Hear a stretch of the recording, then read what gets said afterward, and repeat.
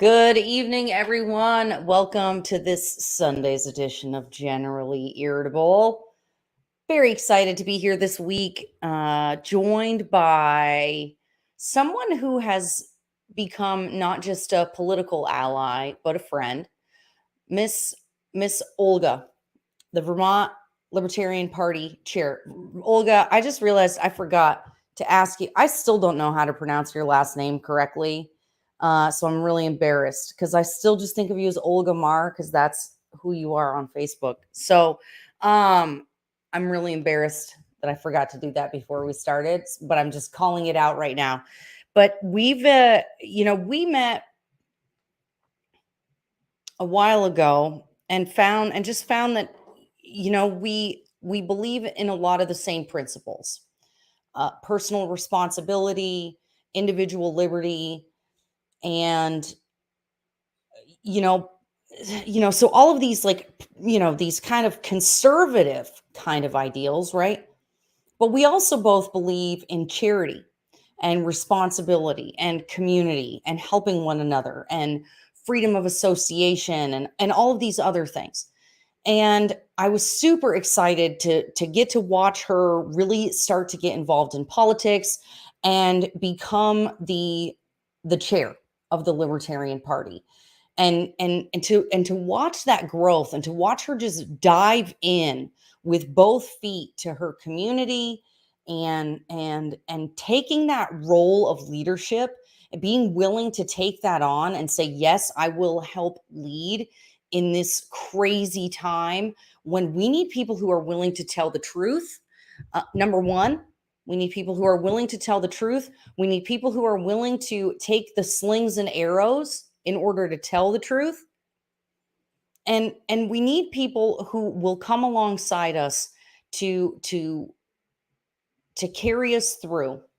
And Olga she is just one of those people for me. And I just think that she's awesome. And so I am very proud and honored to be the Libertarian Party nominee for the United States House of Representatives. And what I've discovered in the last week or so is that a lot of people have no idea what it means to be a libertarian, what the Libertarian Party is, what they stand for, what the platform is. And they go, are you sure you can be a libertarian and have some of the beliefs that you've said you've had? Oh, do you really have? What if you have? Oh my God, it's so confusing. And so I just said, you know what, Olga, we need to have a show and we need to talk to people about what it is. What is a libertarian? What is the Libertarian Party?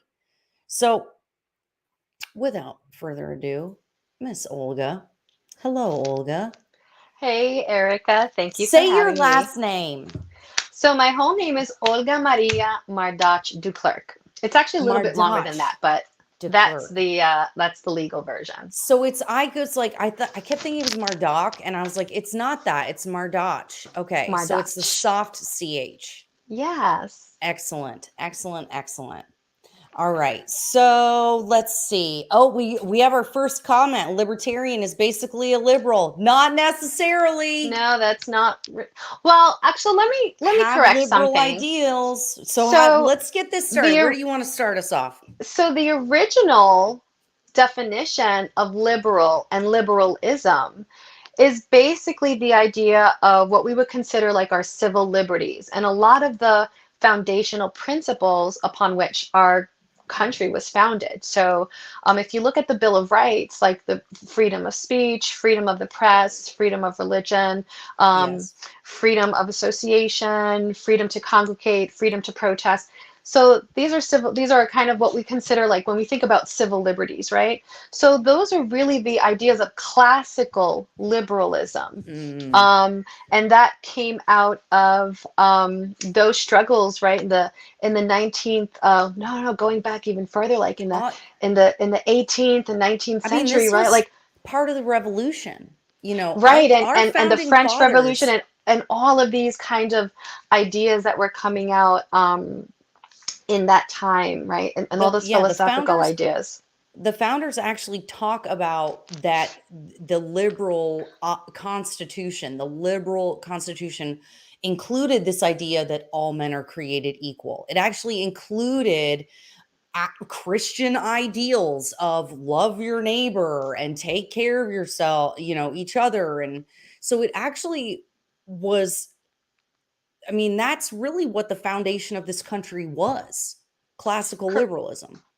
Right. And so, and obviously that with the contradictions of the time, and I think what we've seen as a country, if we look historically, is that we have moved to include all the people that weren't included at the foundation to make sure that all people are Mm, included in that yeah. original intent, which was something that if we take the time to study history and to read the debates that were being had, these were this was, the idea that, like, they were founding fathers who owned slaves. Like, they had these discussions, they had these debates, they were talking about that. This is not something that they were quiet about at the time. Yes. They were actively having these discussions and actively, discussing the contradictions, that they're talking about this. And so all of these things were brought up. But again, like, it's a struggle, right, to make sure that all people are included in that.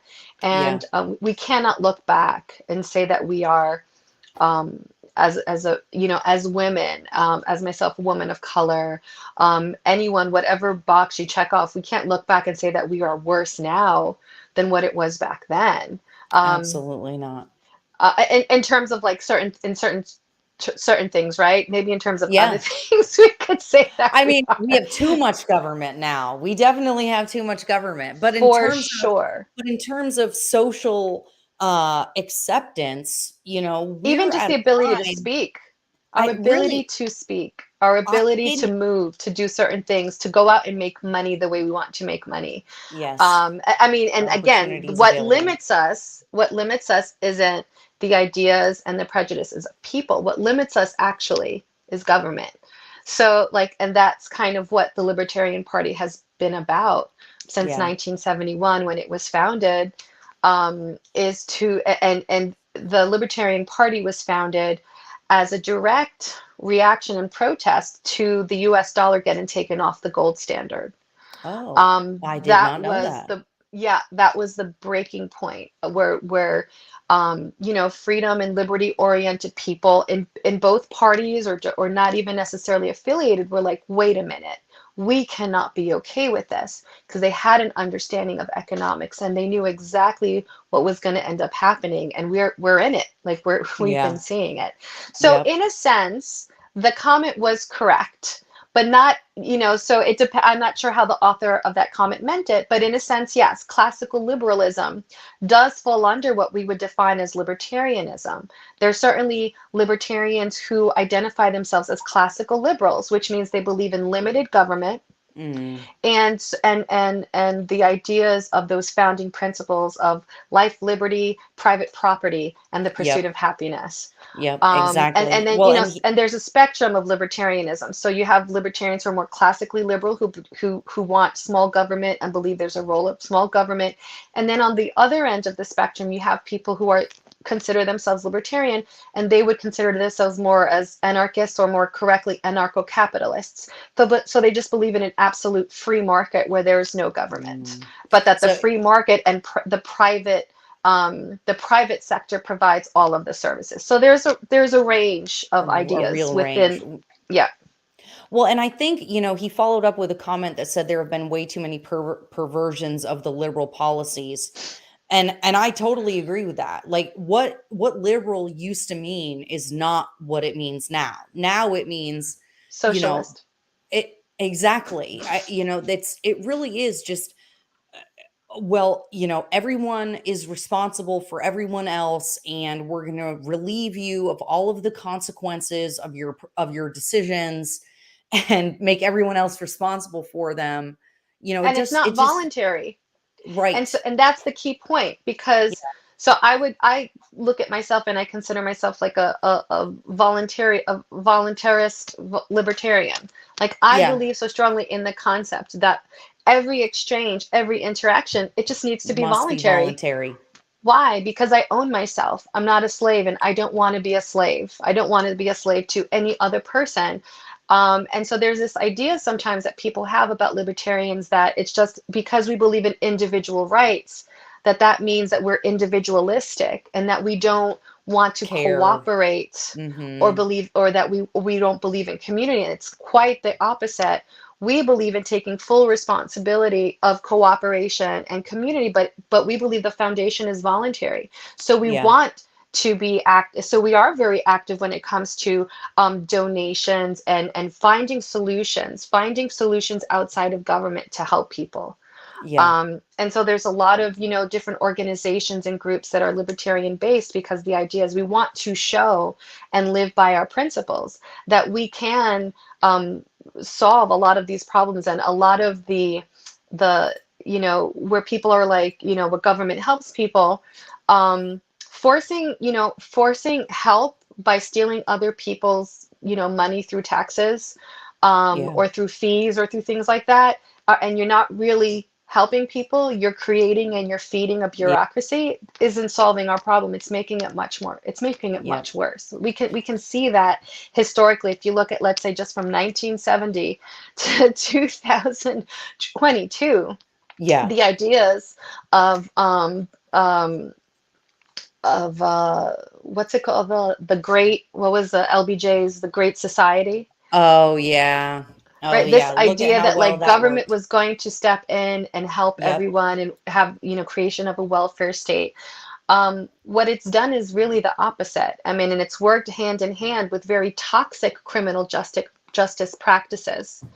And Yes. the people that it has hurt and marginalized the most are the poorest people, people of color, all the folks that progressives and modern day, we'll say liberals, supposedly care about, but their policies actually are hurting them. Yeah.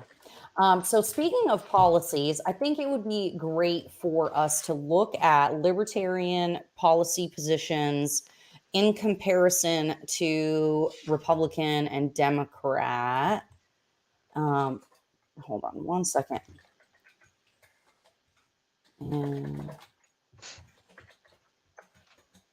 okay, so let's see. We're going to share the screen here. Donna, Donna, Donna. Okay, excellent. So this, I first of all, the first thing, this is the first thing that you see when you go to the Vermont, the Libertarian Party of Vermont website, and it's lpvt.org. So LP as in Libertarian Party, VT as in Vermont.org. And I love that this very first thing that you see is run for office. First of all, like, let's get people involved. Okay. Let's recruit. I like it. But then also this really good graphic that sort of explains the differences between or why the Libertarian Party is different. So let's start with this first one. Government should just defend our rights, let individuals pursue their own interests.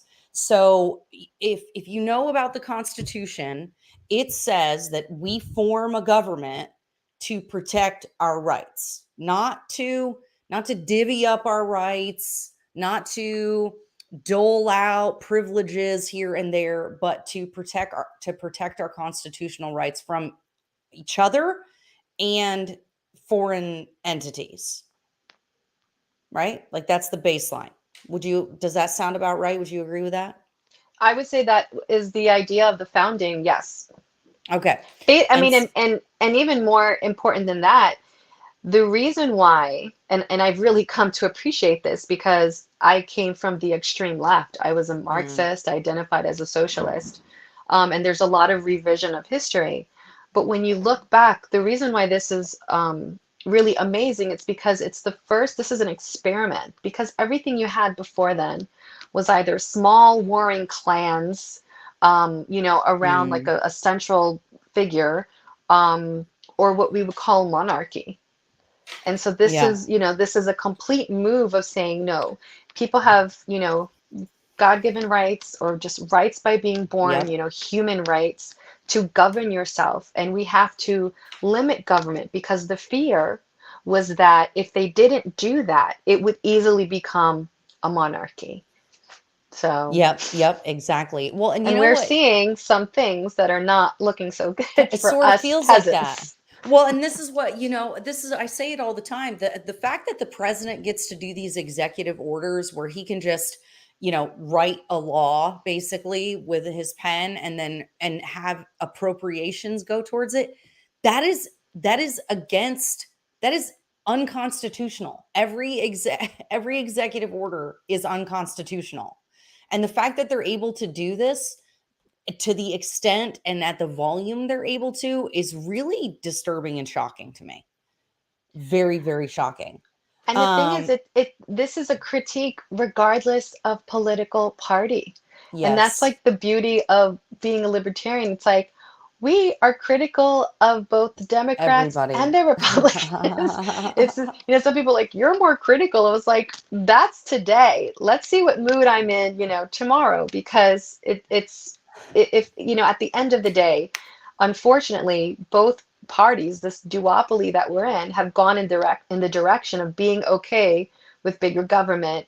Dave Yes. Smith, who's a funny comedian and he's libertarian, he's a commentator and he's brilliant. He says the Republicans have become progressives driving the speed limit. And I say that all the time because, unfortunately, for a lot of these policies, it's become true. It's a lot of the things that, the extreme left and the progressives and the Democratic Party, they're pushing. It's like, well, Yep. 7 or 8 years from now, the GOP will kind of be like, a lot of them will be like, we're okay with that. Or if you look Well, this back is in yeah. time, This is they're spending, they're contributing to this. They're signing off and passing some of these outrageous spending packages. Donald Trump signed the biggest budget in American history. And like it is not one-sided. It right? is the corruption so deep in our government that they're paying off all of their donors, they're paying off all the special interest groups. They don't care about you and I. And They're there's not. very, yeah, I was Go just going ahead. to say, and there's very few voices who are willing to speak up in either party, because there are people in both parties who do speak up against that and other policies. But Yep, I mean, they're completely overshadowed by the leadership in their parties and just absolutely. completely ignored by the mainstream media. So Bruce says, "What are your thoughts on what's going on with Burlington releasing people for violent offenses?" Yeah, I'm not into that. I don't think libertarians are into that either. I know that you guys, that us guys, what am I talking about? That libertarians tend to be less willing to put people in jail, but I think that we all agree that violent people should go to jail. So yeah, so the line is what are crimes that are where there's no victim. So Mm. victimless crimes. So if you have drugs that are for your personal use, okay, maybe not the best life choice, but if that's what you're doing and it's to yourself, you're kind of like, in a way, it's a victimless crime. Mm, If you're going out and you're hurting people, that's something really yeah. different. One of the foundational ideas and principles of libertarianism is the non-aggression principle. So it's a hard line for us where we really believe that no one, no individual, no group of people, and no government has the right to hurt someone or threaten to hurt Mm, someone, to impose anything. So yep. for like one-to-one, where we're seeing like these types of crimes where it's assault and battery or crimes that involve stealing someone's property or whatever. I mean, those are violations, right? Like there's lines that are being crossed. And so of course Yeah. not, right? Because that person has hurt someone. Um, and one of the ideas is in terms of restitution in criminal justice, in terms of making that person actually responsible for paying for the damages that they've caused on other Yes. people. Like that's one of the policy differences Yeah. that libertarians have when it comes to criminal justice. Well, and that was what I was looking at this, agree personal freedom with the left. I was like, do they believe in personal freedom? I don't think they do anymore. I think they used to. I think that chart's dated. It used to be. This is what's weird. I mean, I was a leftist, right? And Right. I was a leftist because I continue to feel very strongly I'm anti-war. I was always anti-authoritarian, and I didn't realize the contradiction of that and Marxism, because it's a great marketing, it's a great marketing that they have. Yes. Um, but I think there was this idea, um, during the Vietnam era of understanding that classical liberalism, and that became, the left were the champions of classical liberalism at that time, whereas the right, if we're going to look at it in those duopolist terms, we're more Mm, looking at kind of the economic policies. So it wasn't necessarily that they were butting heads, but right now what we're looking at is, the left and the right to a degree, but much more the left, have really gone so far in terms of authoritarianism. And that's the opposite direction of individual rights, because it's yeah. this idea of group identities needing to be, more important. Like, so some Mm, groups have to be more important now than other groups, and it's complete opposite mm, of of where yeah. actual freedom and autonomy and all of those good things come from. I think that's really interesting. Well, and that speaks to stop nation building and being the policeman of the world, peace through trade and diplomacy.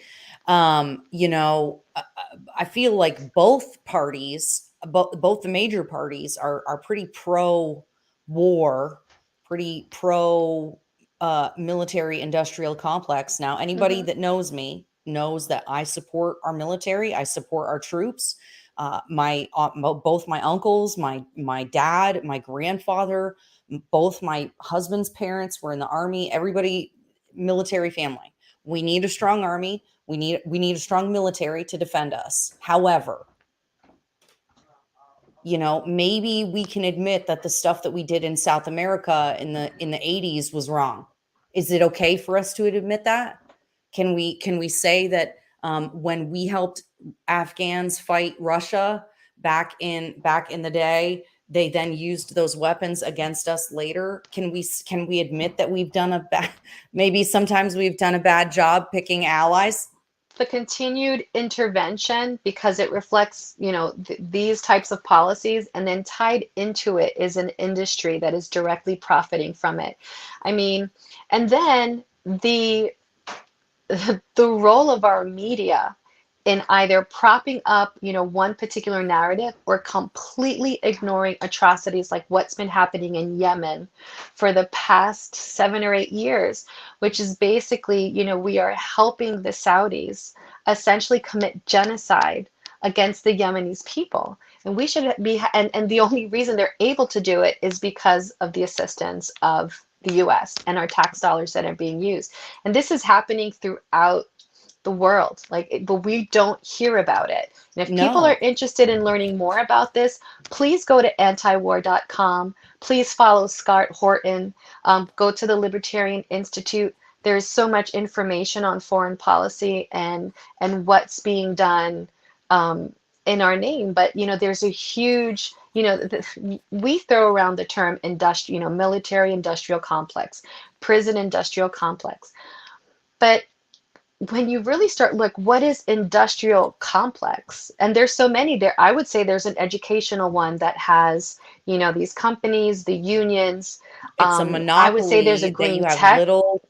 Yeah. little transparency, little accountability, little integrity, like where we have no control anymore as American people.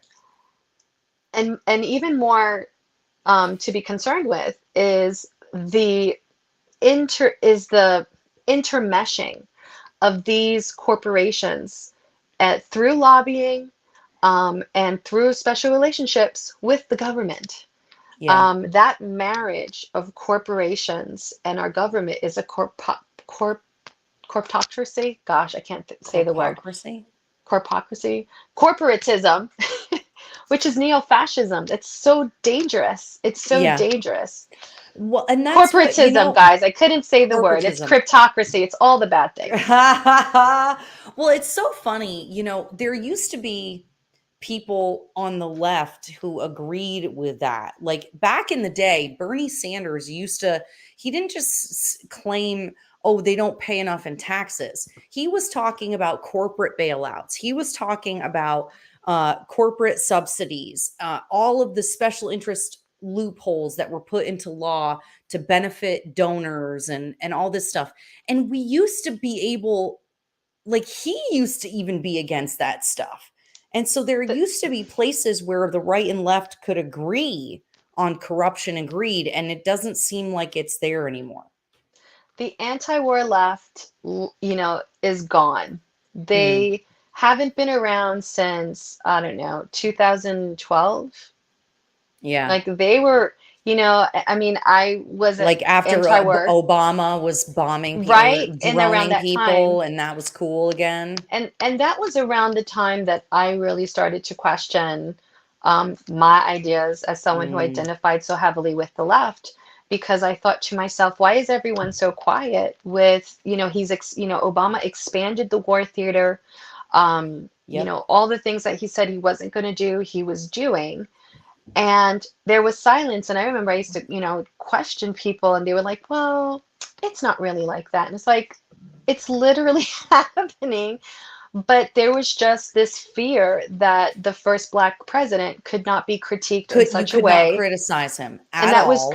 really the start of the that just that deep infiltration of the identity politics into Oh, everything. yes, exactly. If I mean, it you was can't always there, but criticize a it black really came to person, the you can't forefront. criticize a gay person, you can't and it's like, I'm pretty sure everybody is open for criticism. I don't know why all of a sudden we have protected classes who can just do nonsense and we're not allowed to say something about it. I'm Well, and pretty at the sure. end of the, yeah, Oh, go ahead. sorry. Now, No, say go at ahead. the end of the day, if the idea is that, the United States is this imperialist nation, it doesn't matter who the face is of that imperialist nation. If your Mm, critique is that imperialism and war and and corporations taking advantage of people, like, why doesn't change? Like, why yeah. did that, it's stopped.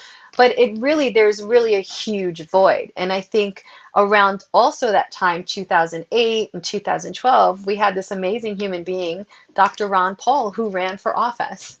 And he was the one, and he had been, I believe he was a congressman for Texas or a senator. Yep. I could, but he was talking about these things. And so when he ran for president in 2008 and 2009, a lot of people who were kind of on the left or who were just kind of coming up, who were anti-war and who were, concerned about the economy and corporations and all these things under the Obama administration, were listening to what Ron Paul was saying, and they're like, Yep. "What?"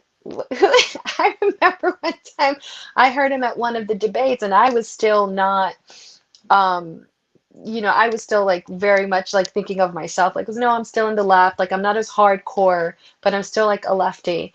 And I didn't disagree with anything he said, but I was like, well, That's he must be a crazy person. Like, That's what what? Benjamin just said. Ron Paul woke me up. One debate, he smashed on everyone casually. And they were all laughing at him. And all these years later in 2022, every single thing that he has said has come to pass. And he's not because he's a wizard. And It's he because he has, awakened, no, he awakened so many people to the mhm, idea of self-governance and personal right. responsibility, that the government isn't supposed to actually do all this stuff. I mean, he really sparked a movement. And it's the Ron Paul revolution, right? So just the idea of liberty, this wonderful Yes. idea of what that means, and the Ron Paul revolution is finally back in the Libertarian Party. That's what the Mises Caucus is Amen. about. And yeah, it's liberty is, an idea whose time has come. And one of the things that we say in the Libertarian Party is we want liberty in our lifetime. We don't want Yep. this weird utopia that we're like, well, maybe 50 years from now. It's like liberty isn't a It, utopia. oh my God, it's so true. I think the misguided notion that we can somehow create enough government programs and laws that like nobody's going to be a butthole anymore, and everybody's just going to like magically be struck sober and like not hurt themselves. And We it get just is. Venezuela. Yeah, I mean, it is absolute poppycock. It really Right. is. And as much as we might like it all to be true, only you, the viewer, you out there, you, Joe, John, Benjamin, Brian, all like you guys can make it closer to a utopia by participating in your own self-governance, helping the community, charity, right? But like, stop thinking the government can somehow do it. I don't get it. I don't like the Well, no. Where does this the notion come left, from? because the left has been really wonderful at marketing, and they figured Mm, out how to market the idea which is essentially centralized government, authoritarianism. But those are scary mm. words, right? So they don't Yeah. use those words. They use, social justice, equity. That's my favorite one. Oh, good Because when golly, Miss Well, Molly. because The when equity we were word. growing up, right? Well, I was born in the 70s. I might be a little older than you. I was born in the 70s. So I was literally Same. that, first generation right after the civil rights movement, right? When we were growing up, it was just like this kind of, it was still fresh. This idea, I Yes. mean, I was born, in 1974. So only 10 years after, a lot of these things had passed, and only, a few years after Martin Luther King was assassinated. So there was all of these ideas were very like potent and fresh when Yes. I was a very little child. And it was just like an idea, so much hope, and how it was, and the idea was equality and struggling for equality and opportunity. And even and at that time, I mean, I grew up in New York City. Like there was a lot of racism. There was a lot of, a lot of crime and things like this. But there was still this idea that you could make it, and that if if you worked hard, like that you could, and if the opportunity was being blocked from you, you now had a legal means, To do something and there about were it. organizations that would help you legally to Yes. get what we're supposed to be equal under the law, equality. And the left has done this really great job of they don't say equality anymore. No, they They're say not equity. interested in because equal under the law is not what they want. They They want don't want certain that. groups of people to have privilege, and Special other groups of privileges. right, and other groups of Yep. people not to. Yep. So That's what equity is that's why it's so essentially sinister. socialism and communism, in my Yes, opinion. it is, We're because they all will think that be everyone equally deserves. ruled Yes, that over. exactly. And it's like you don't understand. We're equal in value as human beings, and we are equal under the law. That does not mean that we are equal. We're not the same. We are Right. not the same. Exactly. That exactly. So equal under the law, equal but not the same. And so, but the more freedom that people have, the less restrictions and the less government is in the way, the more options people have to figure out how to have the best life and opportunities given the circumstances and gifts and talents that they have. I think that Exactly. that's what everybody wants. I Let's see. We've got Brian says, um, if it makes sense to support our troops, we should. But foreign wars, but our military should be defending our land, not corporate interests. I 100% agree with that. Robbie says my introduction to libertarians occurred when I searched for a political party that opposed the military intervention in Iraq during W's presidency. I think that is like people saw something in that was wrong. There was something really wrong in that. And I think we often have these things happen in our country and in our history that collectively the people that I speak to, my neighbors, go, this is wrong and this is not okay. But our government does some wild nonsense. I think And that's the why I'm media, for term limits. yeah, I agree with you 100%. At least We as a need to, start. these people, like, to have people so entrenched and ingrained that they're able to just manipulate the things that happen and sort of just keep basically voting for us to go to war and to fight for things that don't really further our values, don't defend our constitutional rights, and don't make the world better. Right. If anything, they make it more dangerous. They put the lives of American soldiers at risk, and not only American soldiers, there's a lot of civilians that, and a lot, there's all types of folks that go along into the war theater to support that. So we're Yep. putting those lives at risk. And I think that, and by the way, the Libertarian Party has a Veterans Caucus, which is growing. Ah, There's actually a lot of young veterans who are now, members of the Libertarian Party, who are very excellent. vocal about their experience, and really bringing a completely different perspective in our foreign policy, which is so Cool. important to understand from their perspective, how negative this foreign policy has been, and really what they have seen on their end. Like, we think of veterans and we think of the horrific experiences that they have as individual soldiers in that, but there's so much more that they are able to enlighten in terms of actual policies and what they see. And I keep saying the media because really we don't have journalism and reporters anymore. We have talking heads for the regime. Yep. And it doesn't matter at this point what party the regime is, what channels you prefer to watch. Like, you'll hear one version or another version, but Yeah. it's still a version of what, and there's so much more that's happening. So it's so important to find those independent journalists and reporters and people who are actually able to get more information that the media just Oh completely my gosh. suppresses. Well, speaking of suppressing, because people want to say weird nonsense about what libertarianism is, I had some people, bless their hearts, they were like, Erica, you can't run with a party like this. And it basically was socialism. It was totally like, I read it and I was like, yeah, libertarians are not for like mandates, Yeah, and of anything, really. of any kind, really, from the government. So Of whatever anything. this is how libertarianism is.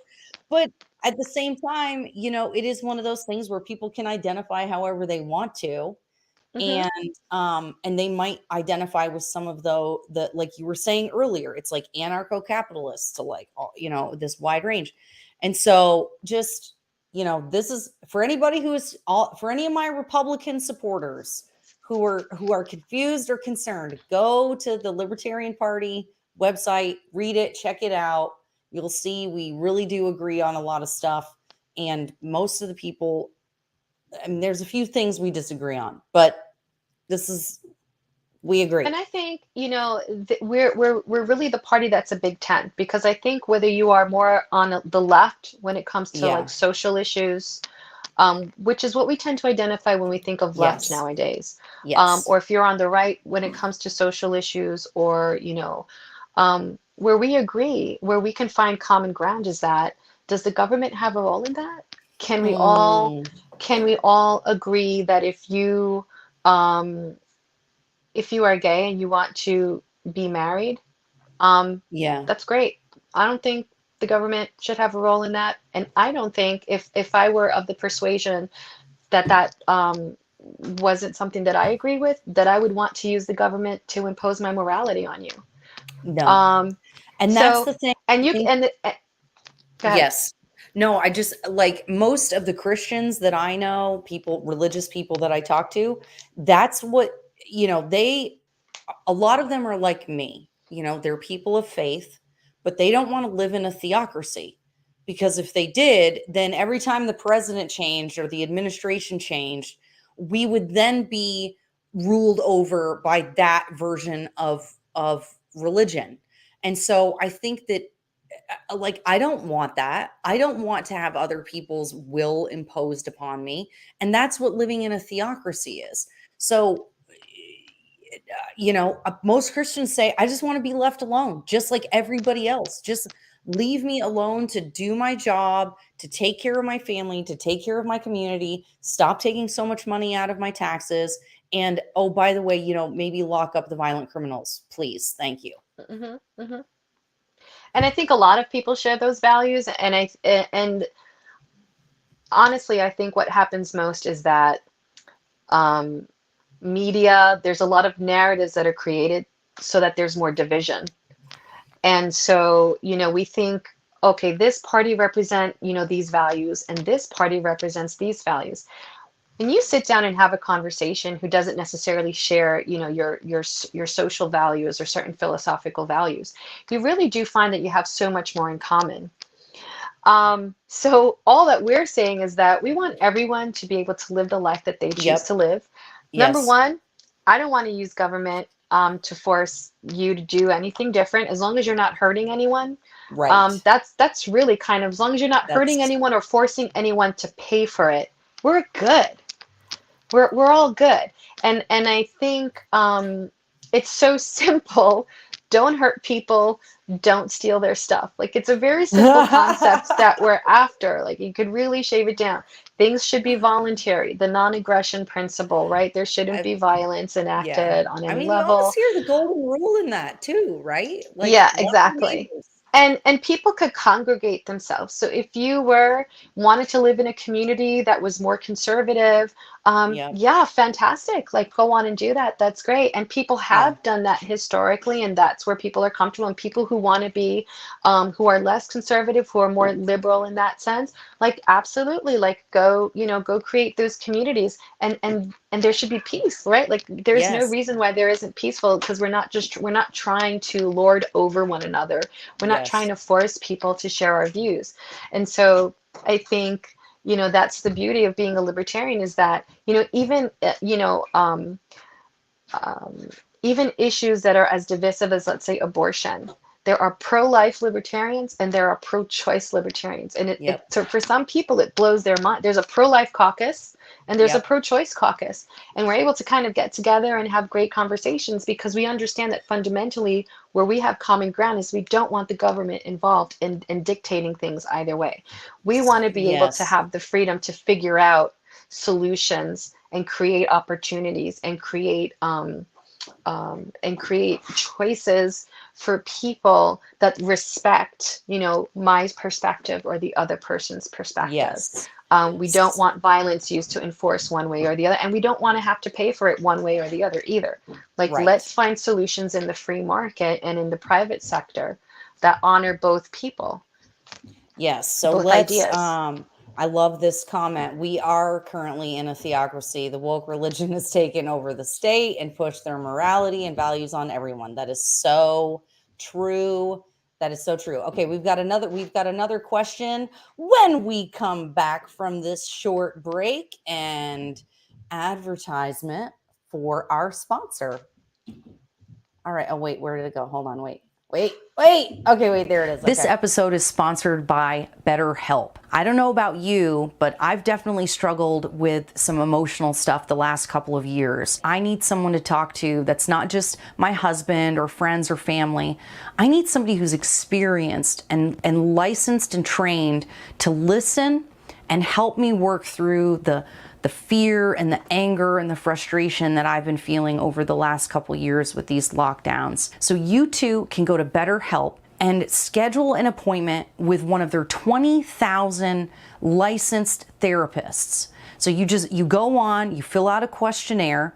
Within 48 hours, they've paired you with someone who has experience in the field that you specifically are wanting help with. Then you schedule secure video and phone sessions, plus unlimited messaging. And all of this is secure and confidential. Join the over 2 million people who have already taken charge of their mental health.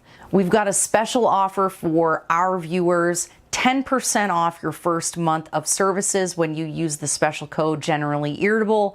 So you want to go to betterhelp.com, that's betterhelp.com/generally irritable, and start saving today. Thank you again, BetterHelp, for sponsoring this episode.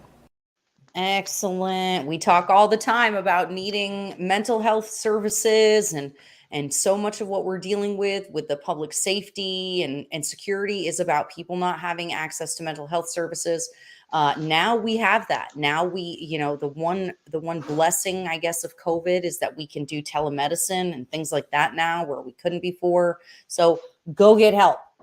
Go get help. Okay. Funny So how, like, with government shutdowns, the free market found a way to try to find solutions.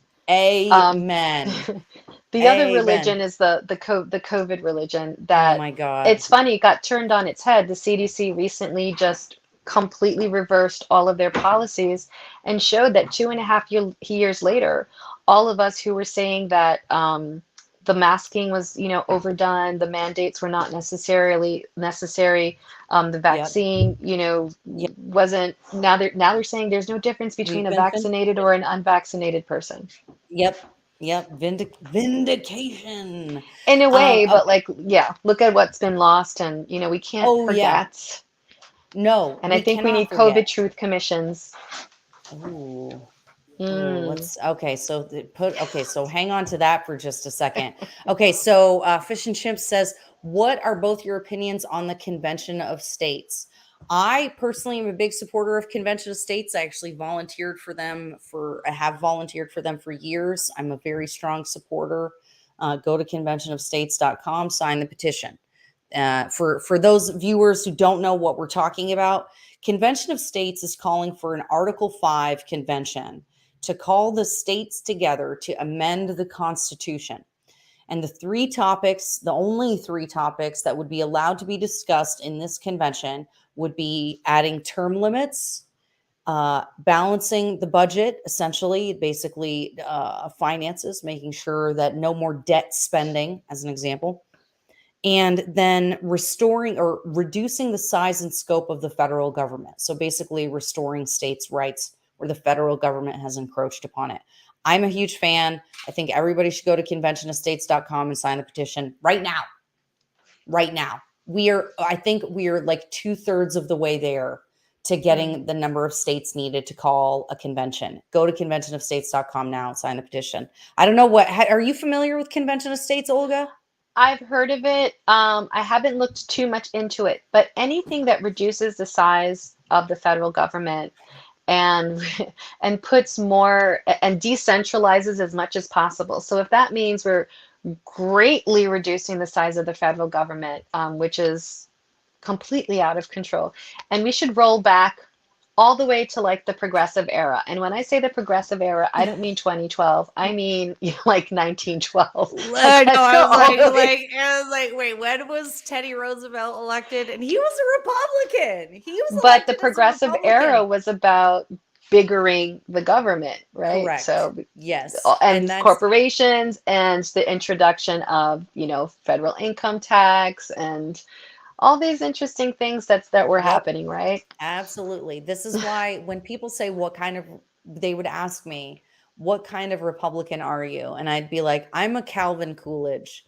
I'm a Calvin Coolidge politician. If you want to know how I'll govern like Silent Cal. I will vote no on every budget and every appropriation that is outrageous and ridiculous. I will my some of my big things are for first year single issue bills. So no more of these 10,000 page spending packages that nobody's responsible for or actually reads. Term limits and a balanced budget. That's what I'm going to go for. Sounds crazy.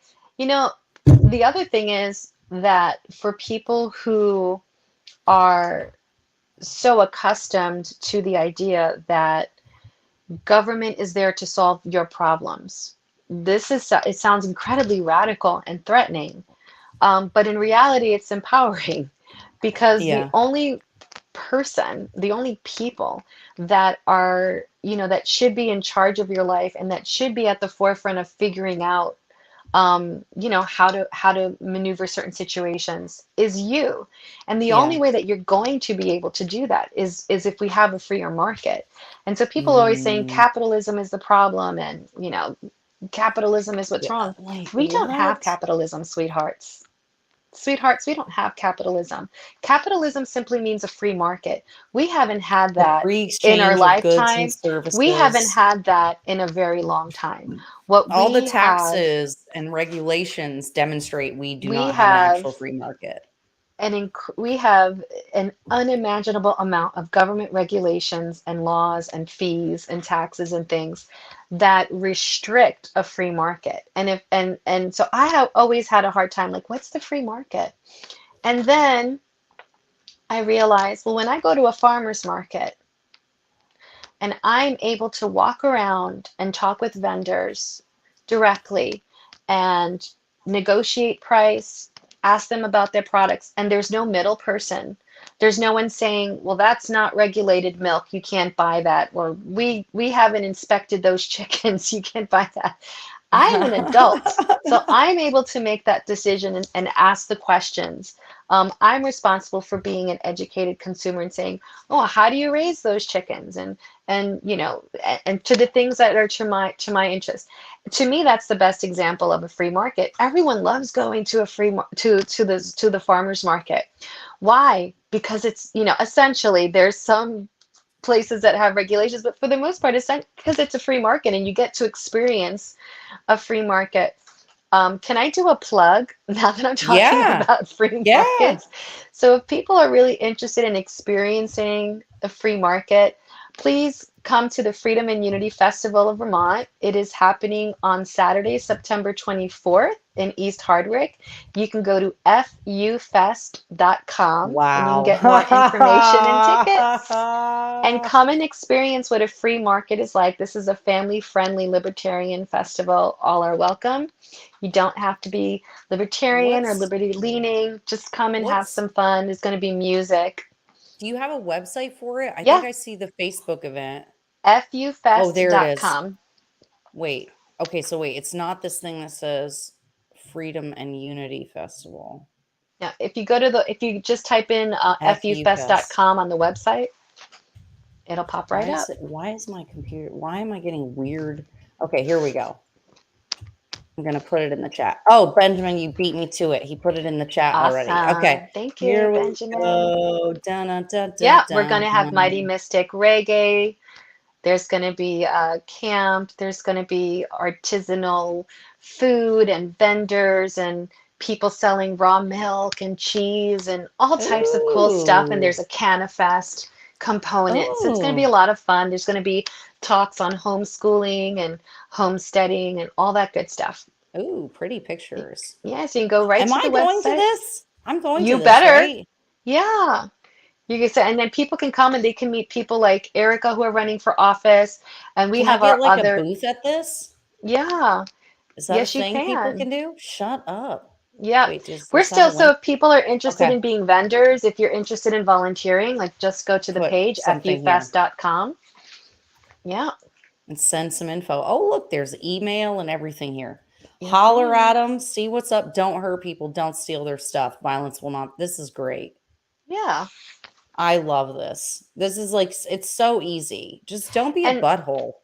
it's so simple. Last year, I helped organize the event. It was we were calling it Canafest, so it's still a component of this year. But I thought it'd be Freedom and Unity Fest because there used to be a Vermont Freedom and Unity Festival, and it was a wonderful liberties-based festival. And I reached out to those folks, and they were like, "We would love you to continue this."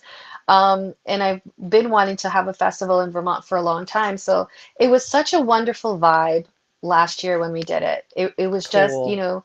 peaceful and positive. And that's just, that's what liberty is about. It's about being Yeah. peaceful and positive, and that usually the good tends to really come out. And I think that we're just in a time where we have so many busybodies that want to become politicians, and a lot of Mm, little authoritarians that feel like it's hmm. their responsibility to do something, and they get a little taste of power, and it's like, well, we got to solve this problem and we have to solve this problem, and it's Yes. just like doing it from the Golden Dome, from committees, and really that robs people from being able to be grassroots and solving problems Yes. for themselves, for their communities.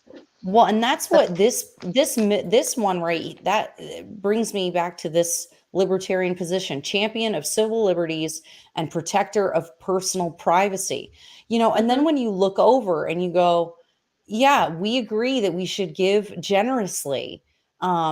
These guys want separation of church and state, but they're happy to take money out of your pocket and give it to some bureaucrats for charities, right? Like, this idea of having civil liberties and having bodily autonomy and all of these things, like the it goes too far when we now are having conversations about, well, like, but I expect you to pay for it and I expect you to make it so, right? Like that's the big riff here. It's not that Well, we, because you take away someone's freedom. It's like you're free to do what you want with your life and your body, but then you want to control how other people see their life, or that, like it gets yes, really weird when you step over the line into authoritarianism, which is what happens when you start going into this progressive mindset. yeah, And people don't see it this way, but what happens is, you become entitled. The idea that everyone else now has to pay for X, Y, or Z, yeah. rather We call than everything a right. Everything is a right now. right, left, correct. Yes, And again, a part of it is just that the power of language, and there's a trickery to it, right? It's like with the word equity, and like saying, yes, healthcare is a right. yep, Well, what does that mean? It means that you're going to force someone to either pay or to treat you, whether you're going to compensate or not. But the other side to that is not only that one side, you're also, if people think they're going to have a choice under any form of socialized medicine, mm, you just have something else coming. yeah, So I always find it interesting when, with, very few, but there are some of those individuals who are, of the medical freedom health choice, who still have this affinity with socialized medicine. And it's like, it doesn't work. Socialized medicine, there's no choice. You're not going to choose. And if you don't believe that, look at any other place where they've had socialized medicine, any yes, form of it. Right now, everyone loves Canada. Canada just, the government just released this report where people have to wait over a year to see a specialist, a variety, wow. like any specialist. And That's Canada is so as that's like developed like if a you're having socialist a heart democratic attack or country. yeah, dude. So, That's over a crazy. year to see a cardiologist, over a year. And one of the horrible things about the lockdowns, especially living in Vermont, I'm a healthcare provider, I'm an acupuncture physician, and I'm Mm, an yep. herbalist. And one of the horrible things that I saw so many, because I'm near the border, so I saw a lot of patients that would just, come over from Montreal or come down from Quebec, and Yeah. wasn't able to see them. But still in all this time, it's incredibly restrictive there. And the amount of, well, I mean, I don't want to get into all the stuff in Canada, but, you know, I, again, I came from the left, so I'm thinking, oh, Canada, everything must be awesome. And, I would hear these stories of people like, no, I have to cross over into the United States, or I come into Yes. Vermont or into New York State And because pay cash for stuff. and pay cash, because if I don't, like, I won't be able to see a cardiologist, or I won't get certain type of cancer treatment that I need now, as opposed to waiting 2 years from now, I'll be dead. Yeah. And it was just, it's really an eye opener. Now the crime is like they haven't been able to do it. They've been so restrictive. Yep. And that includes a lot of preventative care. So people would, cross over to see someone like me for preventative care, nutrition, herbs, acupuncture, even people coming over for physical therapy, because they wouldn't be able to access that in Canada, or they would just have to wait a really long time, or they don't have enough of these of those practitioners, because so many of them eventually end up leaving and Yep. coming into the States or going somewhere else. Yep. Well, and Benjamin said, as long as there's so much money and power focused in a few positions instead of disseminated amongst the majority of the people, there will always be authoritarians and tyrants that seek that power and will do whatever to get it. I mean, it's so true. Like, that is part of the problem with a centralized government, with the federal government. And that's what the founders knew was going to be a problem at some point.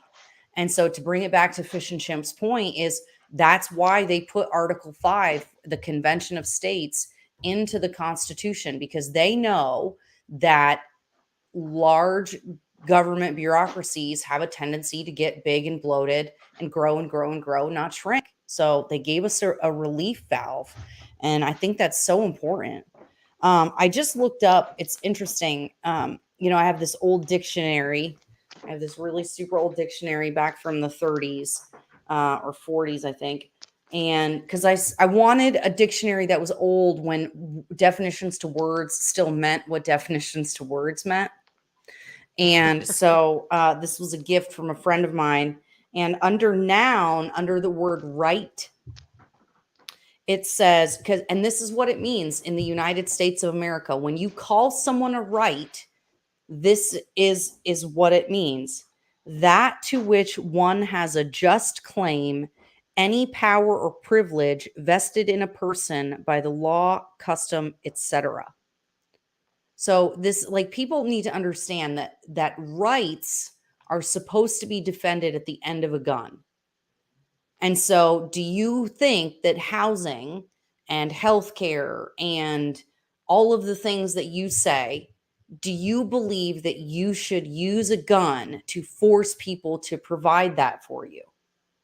Well, don't ask that because a lot of people now with this mindset will say yes. The problem is what happens when, so let's go through it because it's been done. What happens when you get that? You know, you get injustice, you get inequality, Yep. you know, because, you know, socialism or democratic socialism, fascism, communism, whatever flavor of authoritarianism you want to throw, and that's what it is. And I know some people are not going to like that, but it is because it's centralizing control into a small group of people. Yes. We may not call them a monarchy, we may call them a politburo, we may call them a committee. You know, you know, they may have a different manifestation, Yeah. but you're always in that type of system where you're centralizing power and Yeah. authority and decision making and the redistribution of wealth. What you're going to end up having, you're always going to have tyrants. You're going to have a small Yes. group of people that are going to decide who gets what and how much, and which the only equality that's going to come is everyone's going to end up being equally hungry, equally poor, equally impoverished, equally sick. Look at Yep. what's happening in Venezuela. Look what's happening in so Well, many of these yep. countries that they And go through this. that's, Look at what's happening in Cuba. It's criminal. and I tell people all the time, I have these clients that make huge six-figure salaries and they don't give a dime to charity. And I'm like, you're the problem. You don't do anything to help your community. You can't even be bothered to donate some of your money. But it's the same. But honestly, and listen, if that's what you're choosing to do or not to do with your money, okay. But the problem is it's the idea. Because now we have this idea, we've become very removed from community and our sense of like being a good Yes. neighbor because now there's more government. So government will take care of it. Well, there's food stamps. Well, there's welfare. Well, there's this. Yes. Before, you were invested in the single mom in your neighborhood and saying, hey, do you need help putting up a garden this year? Mm, I have some extra yep. you know, beef. Can I share some with you? Are you Yeah. good? Are there job skills that you're working on? Do you need help taking care of your kids, like for, you know, for you to go to work? Yeah. We were once so much more invested. I mean, I just think back like in my family, like my mom, and like family members, like how they stepped in to help people around them to make sure that they were, you know, that they got what they need so they can Yeah. keep doing the good fight and do what they needed to do. We've just come very disassociated with that as a culture. And a Yes. lot of what we're experiencing, I think it's a culture war, right? And a lot of, you know, there's so much divisiveness. At the end of the day, if somebody wants to identify themselves a certain way, honestly, I feel like it's no one's business.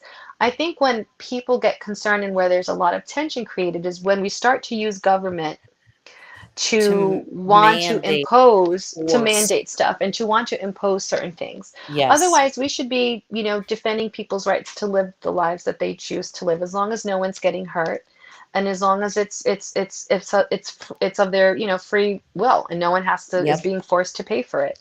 Then Yep. really, it's the most peaceful option. Exactly. This is what I'm talking about. So Vision Chimps, you're active tonight. Native American reservations are a good example of socialism and how it Yes. works. Everything is Absolutely. provided by the federal government, medical, housing, and everything. I Absolutely. I You always have the tell leftists. most mental health. Sorry.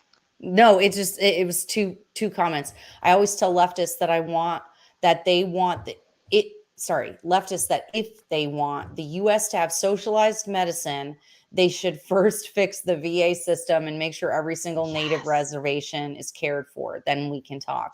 I mean, that's it. Like we have this socialism for some groups of socialism for some groups of people, and it does not work. People are It's not better. They are horrific. not better cared for. They don't Right. have what they need. American Indian reservations have some of the highest rates of suicide, mental health Drug crisis, abuse. drug abuse, alcohol abuse, you know, and it's because they do not have the autonomy or self direction to self determination rather to make these choices, and they also don't have access to a free market. They are not allowed to make decisions about their land, about how they want school, about what Yes, medical treatments they have. correct. And that's actually a really great example to understand. If you want to go to a third world nation, like just go to an American Indian reservation and you're going to see. You've got And the even, wealthy folks who have access to the resources and maybe are running the casino or I something. was going to say, even that dichotomy is really interesting because of all the hoops that these organizations had to go through. And, a lot of that has been co-opted as well, from special interests that wanted in with the, not in all cases, but in some cases with the casinos.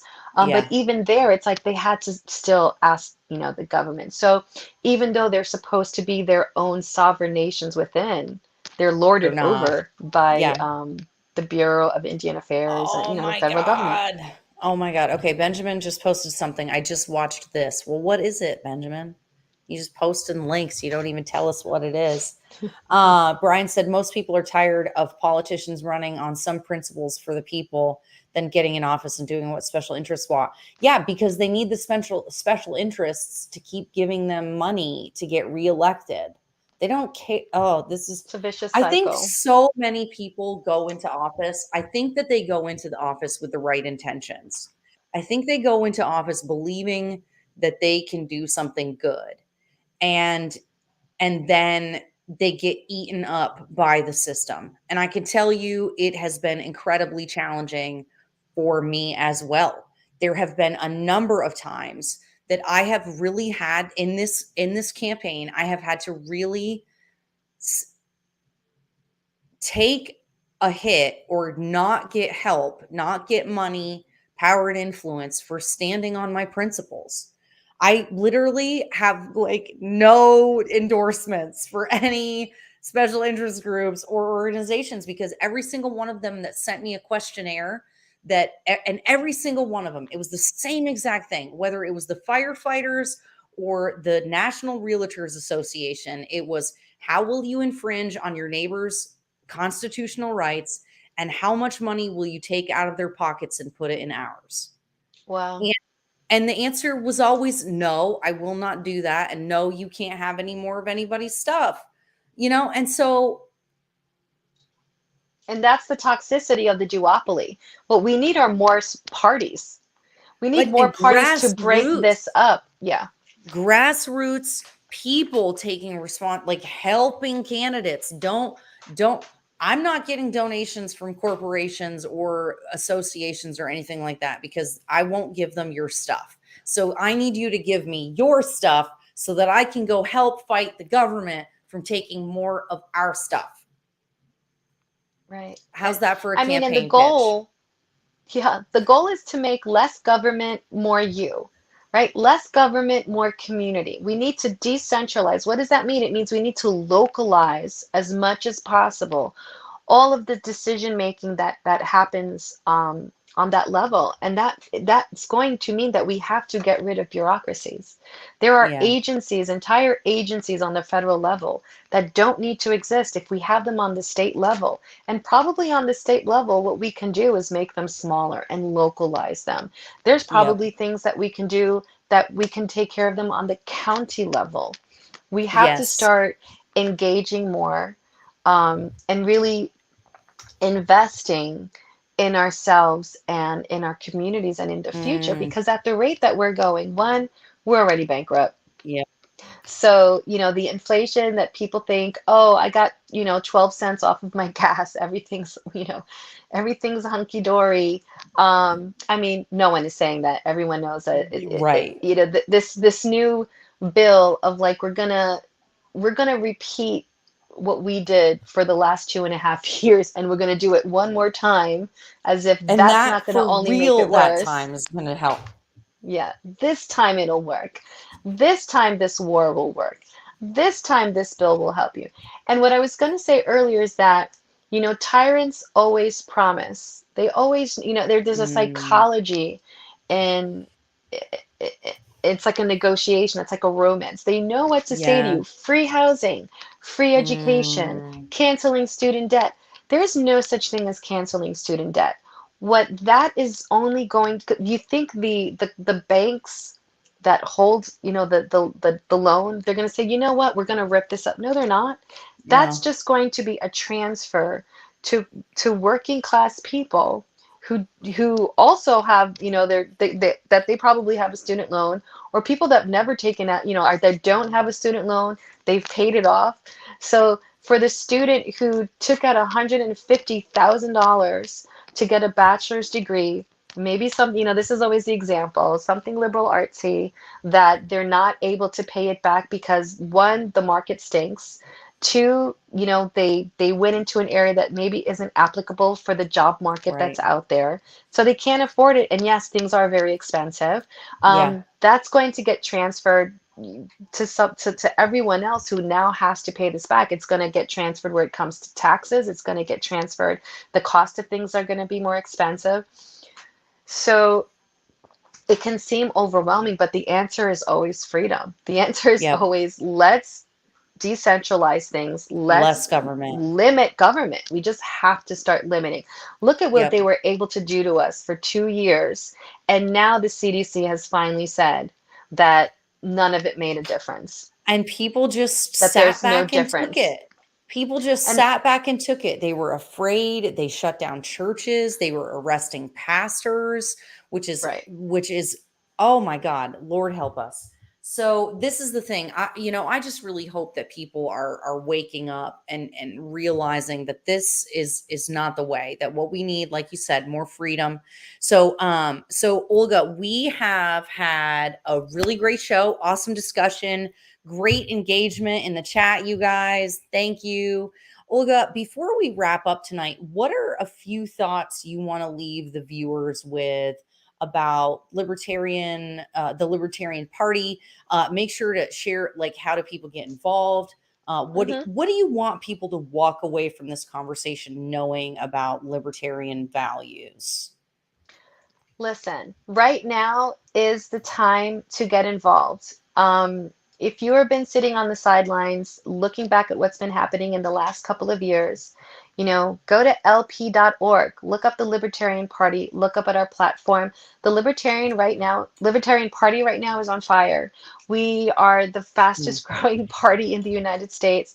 A lot of people are now realizing that the duopoly doesn't isn't solving anything. It doesn't have the answers. And that the people who are really coming up with solutions that have ideas, that are, local activists, that are getting into local offices, and that are really making a difference, are libertarians. Um, you know, we have libertarians like Dave Smith, Spike Cohen. Oh gosh, I'm blanking out on her name, but so many who are able to articulate policies and solutions, um, to everything. So right now is just such a wonderful time to get involved, and it may sound different, but I promise you, like when you start kind of looking what our platforms are and what our stances are, they just really make a lot of sense, because we're not trying to dictate to you how to live your life. The only thing that we're saying is bureaucrats, politicians, government officials and agencies need to get out of all of our lives so that That's we right. are the only ones that are going to make the best decisions for ourselves. And we need the freedom to do that, and we need the freedom to be creative. If you want to have a small business, there really shouldn't be any impediments to you doing that, as long as your Yeah. business isn't hurting anyone. You're not, as long as you're not stealing from anyone. And the other thing I Yep. want to say is that libertarians put an emphasis on property rights, and for some people that's been a turnoff.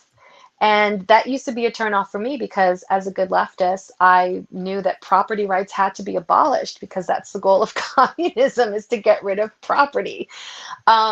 But that's very scary, because the first thing that you own is yourself, Mm. self-ownership. So property rights begin with self-ownership. And if you own yourself, if you believe that you own yourself, that you own your body, that you have the right to your thoughts and your speech, then that's where property rights begin. And what you produce in is an Mm. extension of that. And that's why property rights are really important. So just kind of wanted to add that to that. Love But now it's that. just like a wonderful time to get active. We have so many wonderful people right now who are running as libertarians in Vermont. We have Erica Reddick, Spencer Sherman, who's in Colchester. If you're in Colchester, look up Spencer Sherman. He's running for representative. We have Dexter Lefevre, who's in Washington.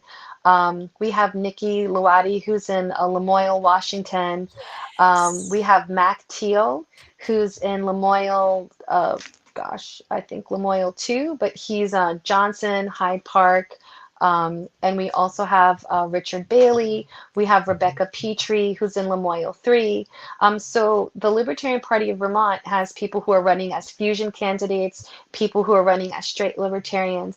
And just what that means is that they are going to be advocates for your individual rights, for your property rights, for your right, for your true social justice rights as Yeah. an individual, and really limiting government in the best ways. And I think for some people that sounds scary, but if you just imagine yourself in your everyday life, do you want to get a ticket or have an interaction with law enforcement for every little thing? Because that's what's happening, and that's only No. going to get worse the bigger government gets. Yep. And that's, we don't want a police state. That's right. And so on that note, we're going to close with the commercial for my book, Reasons to Awesome. Trust the Government. This is a Okay. page turner. It's my favorite book. I read it every night. Um, Check out lpvt.org when you get a chance. Yes. I'm the one that responds. So if you get in there and you Cool. want to be on our mailing list, you want information, we have some events coming up. Get connected with us if you're in Awesome. Vermont. If you're not in Vermont, go to lp.org, and that'll connect you with your state affiliate. Yes, we got the Vermont link in the description. We've got the FU Fest link and the LP Awesome. link in the chat. So everybody go check it out. Check it out. Thank you Oh, so much. yes. This book will give you wings! What kind of wings? Not like Icarus wings, like eagle's wings! What about dragons? You'll have dragon's blood! You'll be able to breathe fire! Fire like the Ultra Eagle Dragon Guard! This book will make you smarter! Yes! I'm not just talking honor roll smart, I'm talking Nikola Tesla smart! You'll be so good looking, Brad Pitt will be jealous! Do you want to make money? How much money? Elon Musk money. That's a lot of money! People will think you're Elon Musk, but you're not Elon Musk, but they'll think you're Elon Musk, because you pay taxes like Elon Musk! And you have to argue with Elizabeth Warren because she thinks you're Elon Musk. Do you want freedom? How much freedom? All the freedom. One to America. How much freedom do you want? America! Double America.